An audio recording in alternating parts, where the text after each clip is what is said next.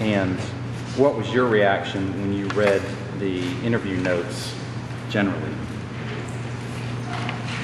Well,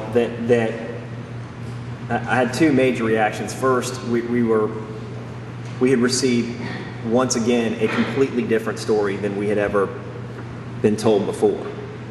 But more importantly, we received a report and details that seemed to have addressed significant problems that we had highlighted and had been highlighted for several months at that point in time about the evidence in the case.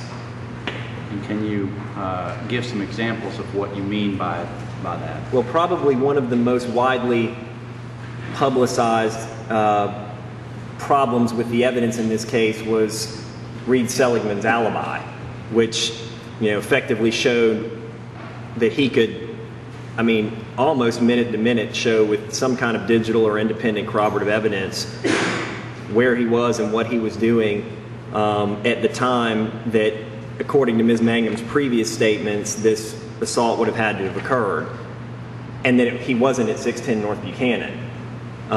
This interview, for the first time by Ms. Mangum, purported to put specific times and durations on when the attack occurred that effectively moved it back to a point in time when I suppose people thought we also didn't have equally compelling digital evidence that Reed Seligman could not have done this. That was number one. Number two, all of a sudden, Ms. Mangum's unequivocal assertion that Dave Evans had a mustache, or the person who she identified as her attacker by 90% if he had a mustache, what she meant by that all of a sudden became a 5 o'clock shadow. Even though the photograph she viewed on April the 4th, he had a 5 o'clock shadow. There was a towel that was found by the SBI outside of the bathroom in Dave Evans's house that was not the bathroom where this offense allegedly occurred, but that did have his DNA on it. And so in this particular report, this all of a sudden, there becomes an issue about how people threw a white towel and she was wiped off by the white towel. Also, Reed Seligman, who had proved he wasn't there, suddenly became not the person who had sexually assaulted her from the front and put his, this is graphic, but in any event, she would have known who was whom. But that person became Dave Evans instead.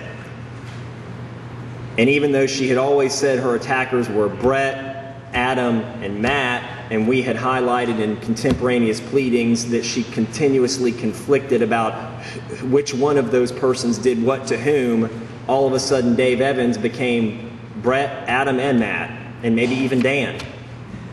So it was clear that this particular report, and of course the big thing being that she could no longer recall whether a penis was used in any of the attacks to penetrate her, which, according to the dismissal form, is what the fact was that resulted in the dismissal of the first-degree rape charge.